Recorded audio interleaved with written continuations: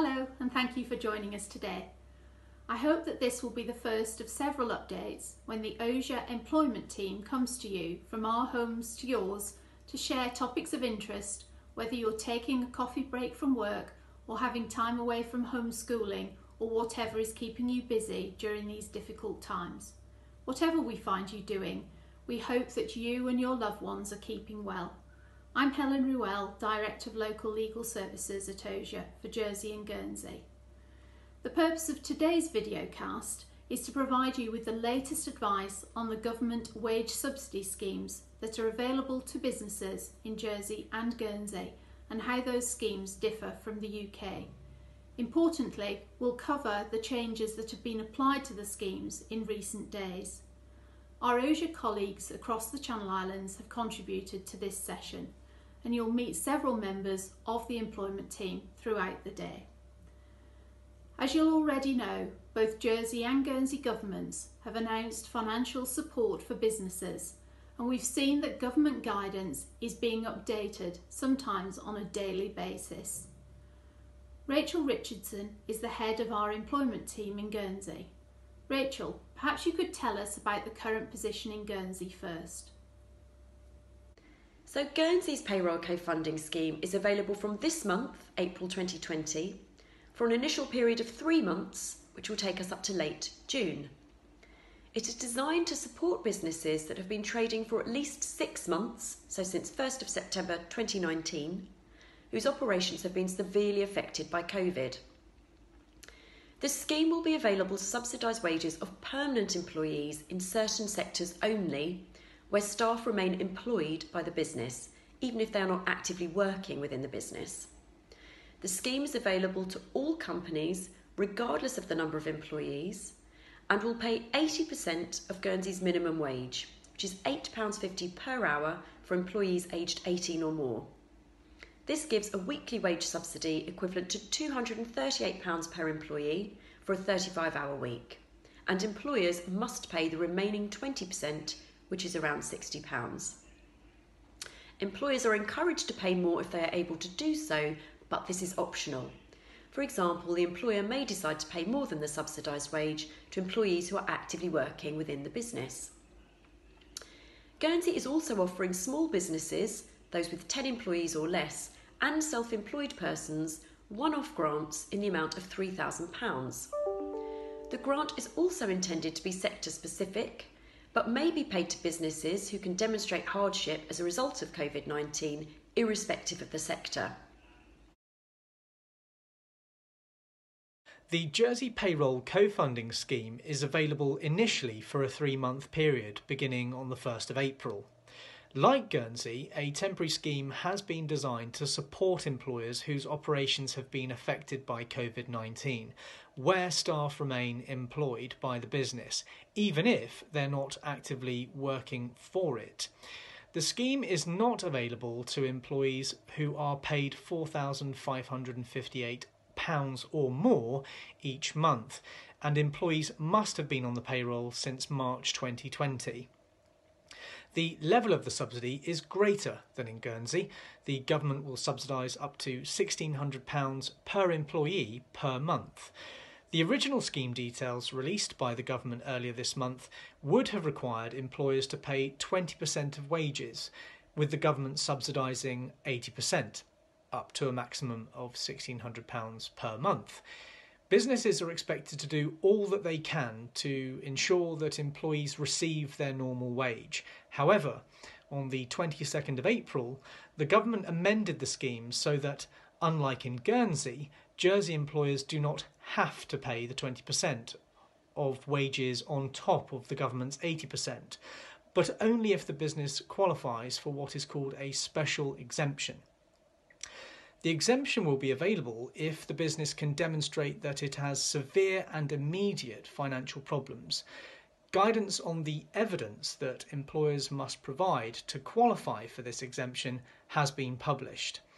The business will need to make a number of declarations, including that changes to working hours or pay have been agreed with the employee and that the business has considered all options for managing its working capital. The business will also need to demonstrate that it has insufficient cash flow to meet the ongoing costs and obligations.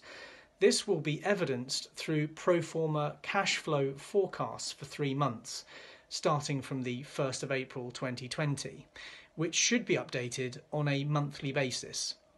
We can provide further advice on these details where required. Jersey also has a COVID-19 Special Situations Fund to provide grants and loans to businesses that deliver a public good or serve an essential strategic purpose for Jersey. Businesses can apply if the measures introduced to manage the spread of COVID-19 have been detrimental to the business. I will move on now to talk briefly about furlough, as there's been some confusion about this. Furlough is when an employee is granted a leave of absence with pay. The UK introduced a furlough wage subsidy scheme for workers who have been laid off and are not working. It is very important to clarify that furlough does not apply in Jersey and Guernsey. To claim the furlough wage subsidy in the UK, the employer and the employee must have agreed in writing that the employee will cease all work, but will remain employed. No wage subsidy is available for employees who continue to undertake work for the employer. In Jersey, we have no concept of furlough leave, and we don't have any statutory provisions regarding layoffs on full pay or short-time working, for example. The Jersey and Guernsey wage subsidy schemes are available where the employee remains employed by the business, as in the UK. However, both islands have taken a very different approach to the UK in that wage subsidies are available whether employees are working their normal hours, working different hours, or not working at all. Many employers in Jersey will be able to continue to pay full wages to staff who are working, as well as those who are not working. This is intended to help businesses to retain their employees and to keep their business operating when that is permitted, so that they can resume normal business activity as soon as possible after the restrictions are lifted. I think it is fair to say that the intention of the schemes in both Jersey and Guernsey is to avoid redundancies. The intention is for staff to remain employed whether or not they are required to work within the business at this time. But with different schemes and different qualifying criteria across the 3 jurisdictions, it's not surprising that some businesses are not sure how to adjust their operations. The wage subsidy schemes in Guernsey and Jersey mean that staff can continue to work for their employer as far as they are able, subject of course to the guidance issued by the government during the duration of COVID-19. It is also important to emphasise that the wage subsidy schemes available are there to help sustain employment relationships and business continuity, rather than just supporting wages for those who are not at work. The Payroll co-funding scheme in Guernsey will be made available to businesses who are likely to experience a loss of income owing to COVID-19. The states of Guernsey have provided a list of the sectors they expect to be affected initially. This list comprises of hospitality and tourism, personal services, so hairdressers, day salons, spas, for example, recreational facilities, things like entertainment, non-food retail, construction and manufacturing. However, the states have acknowledged that it is likely they are going to have to extend the sector coverage. On the 15th of April, the states did widen the scheme to cover various other sectors. These sectors included businesses, cleaning businesses, gardening, for example, estate agents, other things such as freight transport, facilities management, and for those who were self-employed. The position in Jersey is similar. The sectors that you would expect to be most affected by COVID-19 are covered by the scheme, such as hospitality, recreation and non-food retail. Employers will have to check the guidance carefully. The states of Jersey have published detailed lists of the sectors that are covered by the scheme and those that are not covered. The scheme in Jersey was expanded to cover a wider range of sectors on the 9th of April to now cover areas such as air and freight transport, media, advertising and design, recruitment agencies, legal and accountancy practices. The scheme is available to employers in sectors that are likely to experience material detriment due to restrictions put in place to help manage the spread of COVID-19. Material detriment has been defined as at least a 30% loss in turnover compared with a previous comparable trading period. Employers will need to demonstrate that they meet this condition when applying for the wage subsidy. There is an additional and slightly unusual condition on the scheme in Jersey, where a business is receiving a wage subsidy for staff that are not required to work in the workplace. Those employees must be made available to support the government and community activities during the pandemic. This means that any employee who is not working within the business may need to be made available to help with any appropriate activity required. It is not yet clear how this will work in practice in terms of notifying the government of any individuals who might be available at a particular time. However, it is important that businesses in Jersey let their staff know that this is a condition on receiving the wage subsidy. There's no similar requirement in Guernsey. It's a very interesting concept and we will be interested to hear how it works in practice in Jersey. Staff who are being paid their full salary and are not on annual leave should remain available to return to the workplace if requested to do so, as they are still employed by the business during this time. Employers in both Guernsey and Jersey should be made aware that they are able to ask staff to return to work, and they should consider an appropriate notice period for doing so, such as 48 hours.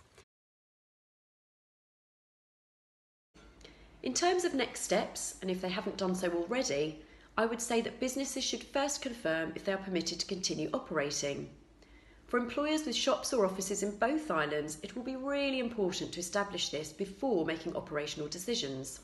And in some cases, the advice will differ in Guernsey and Jersey. For example, garden centres have been deemed to be essential services in Jersey, but not in Guernsey. And so in Guernsey, such businesses should not be trading. The business can then decide what, if any, changes it needs to make to account for COVID-19. And where employers decide to make contractual changes, perhaps to working hours or staff pay, we would recommend that advice is taken because the usual obligations apply in respect of varying terms of employment, regardless of COVID-19. Businesses should also check to see if they are in a sector that qualifies for a wage subsidy. If the business is in a qualifying sector, they can register with the states as soon as possible so that financial assistance is paid out when available. We understand that the scheme is already operational in Guernsey and has made payments in relation to a number of applications. Businesses should send their details to business.support@gov.gg. In addition to the points that Rachel has already made, businesses in Jersey should consider whether they will meet the slightly different qualifying criteria. Most importantly, whether the test of material detriment is likely to be met, as a formal declaration will be required as part of the application process. Finally, I would recommend that businesses make sure that their wage records are in order. We know that the Jersey wage subsidy will be paid directly to the employer after they have paid the wages in each month. This means that wage records will need to be submitted to the government with the wage subsidy claim. Businesses should apply via the online form, which we understand will be available by the end of April, so within the next few days. It just remains for me to say that I hope you find this videocast helpful to clarify the wage subsidy schemes that are available and some of the differences between Jersey, Guernsey and the UK. We intend to provide you with further updates on how to deal with annual leave and variations to contracts, so please look out for those. Thank you so much for joining us today. Until the next time, best wishes from us all. Stay safe.